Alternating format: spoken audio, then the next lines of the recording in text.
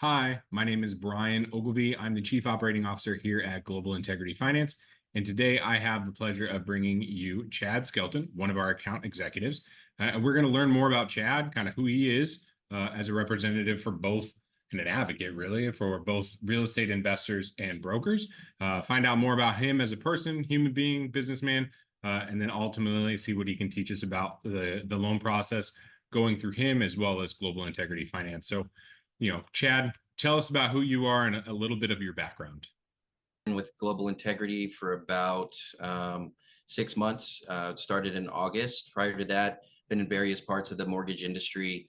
That's been something that I've done my entire adult life post college. Prior to this, I was doing second lien originations for agency loans. The thing that I love about being a loan officer for private equity, hard money, is that there's so many different ways to get deals done, and that every single property has a value. Every single deal is valuable to an investor in different ways. Every deal has its own story. I'm all about developing relationships, and I'm probably going to go out of my way to try to make you laugh, break the ice. That's just kind of who I am. My brain kind of filters everything through humor. So you don't want to have a conversation with somebody that's super dry, and you don't want to have somebody that doesn't know how to get down to business either. So that Exactly. happy medium, I'm sure, is what makes you shine. Tell us a little bit about the products you have at Global. What's your favorite product, right? When you get somebody that says like, "Hey, I'm an investor and I do both, long-term rentals and I do some fix and flip stuff." Like, what's your favorite? Tell us a little bit more about that. Unpack that for us. Okay. So yeah, I mean, we specialize in two different products: bridge loans and DSCR loans. Do single family, multifamily, and mixed use. Ground up construction is also, a lot of people consider it a different product, but that falls under bridge loans. My personal favorite, I love bridge loans. The fix and flips, fix and holds, even stabilized bridge. It's because it's always for a unique reason. The DSCR loan, it's a standard 30-year fix. Those are great too. But those are usually, your turnkey properties, or you finished your rehab. With the bridge loans, you get to get hands-on. You develop a relationship, a working relationship. You know the ins and outs of that deal. Everything that they're trying to do to the property, why they're trying to do it, what their ultimate goal is as far as investors go. Sometimes have a little bit more hair on them, but that's one of the challenges that, as a loan officer, I think that you really value, is getting in and challenging yourself to figure out exactly how you're going to make this deal work in the most efficient way possible, because you're always setting up that relationship for the next one as well. You don't want to just close with one single deal with somebody. That's what separates me personally. That's what separates this company from a lot of other ones in this industry. Okay, great. So when it comes to the bridge, kind of building on that some more, like what is of all the documents to get right, or the ones that kind of dive in the most, what document would you say that somebody that's doing a fix and flip or a ground up construction, what's the most important document that they could have, and why is that the one that they really Um, think out the most, just to kind of clarify that question? Documents that I've seen people have the most issues with, the things that get missed the most, is making sure that your scope of work in a rehab budget actually makes sense.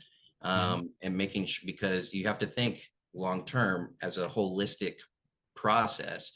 After that loan closes, us as the lender, we have to pay out based on that scope of work. You can't change it once you've submitted it, because that gets put into the appraisal, and everything is based on what was stated is going to be done in that scope of work. Not saying that your numbers can't change, because everything, anybody that's ever done a real estate deal, you run into issues where, okay, this was more expensive than what I thought, or this was less expensive than what I thought. But the types of things that you state are going to need to be done on the scope of work, that's what needs to be done in the project when you get into it. Other than that, just making sure that you've thoroughly vetted all of the potential red flags for borrowers, proof of funds. Not saying that the documentation itself is a problem, but just making sure that at the point where you sign the loan term sheet, going through that, like me personally, I want to go through that with every borrower or broker, make sure that, okay, when we see here, we've got reserves, make sure they understand that that doesn't mean they're bringing that to closing. That means that we have to show that, and all that they can show it in any type of account, checking, savings, retirement. As That's long not as it's liquid, right? Something that they can pull out of if an emergency happens, they right. can grab those funds right away in an emergency situation. Exactly. And that's Yeah. different than the cash to close requirements. Just making sure up front that you identify, like, hey, is that going to be a problem? Since you mentioned documents, like, I mean, what is needed for an application to kind of at least get that process started? And then what's the big ticket items you would see throughout the process that are like, hey, this is something we're going to have to get down the road, right? You have your standard, your title, talk to us about appraisals, that sort of thing. Yeah. So in order to get the process started, you just obviously, if it's a purchase, you need the signed purchase agreement. If it's a refinance, you need proof of ownership via the HUD-1 or the warranty deed. We're going to need the scope of work. If it's a rehab project, we're going to need, your driver's license, make sure that that's valid, it's not expired. Make sure everything that is on the application is actually accurate. You'll sign the loan term sheet, sign the borrower's agreement, sign the application, and then other than that, that's what you need to get the process started and into processing. Then once it gets into there, that's when the processors will dig in, and if additional documentation is needed, LOEs, things like that, based on credit and background pulls, then they'll let you know. But then there's your standard docs, title, appraisal, insurance, things like that. All right, great. What is a term sheet? Like, what would you equivalent that to somebody that maybe does agency loans versus the business purpose loans that you all do? Explain to me what a term sheet is and why somebody should come in or give us a call and get one. Absolutely. Well, the term sheet is what starts the process. The term sheet is basically like the good faith estimate. It's going to detail out what the loan amount is, what the purchase price is, all of the cash to close requirements, reserve requirements. It's basically your entire deal all in one piece of paper. And that's why that one is very important to go through up front and make sure that everybody that's involved in this process is fully aware of everything that's stated on that, and they don't have any questions or they don't have any hesitations about understanding particular pieces of it, because it's going to break down what the project is. Our term sheets, we list all the third-party fees as well. A lot of lenders don't do that, but we want there to be a very clear, legitimate transition from the term sheet to the final HUD at closing, so that there's not a lot of surprises. Once that gets signed and the application and the borrower's agreement gets signed, everything else is just a matter of us getting the documents, and we can move as pretty much as fast as you want at that point in time.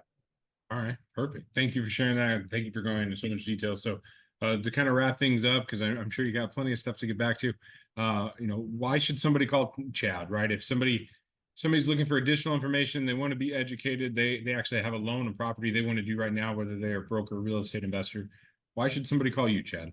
I like creating relationships.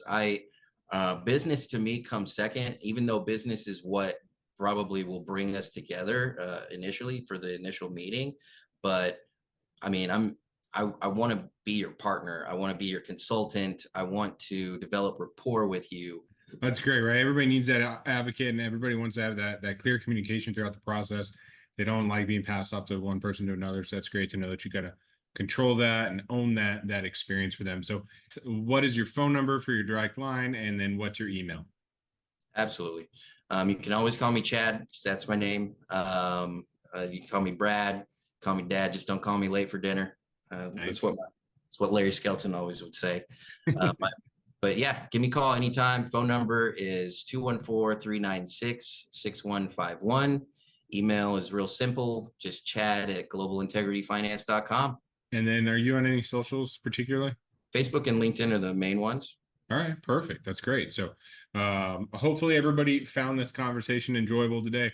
I got to learn a little bit more about Chad's business, what Chad specializes in, and what he likes. If you are interested in talking to Chad, please reach out to him. Or if you're interested in talking to us here more at Global, we are in McKinney, Texas. But if you can't get with us, we'll schedule a Zoom interview. We can have a conversation with you. globalintegrityfinance.com. Reach out to us, check us out, and hopefully we'll be able to help you in the future. Thank you all so much. Have a wonderful day.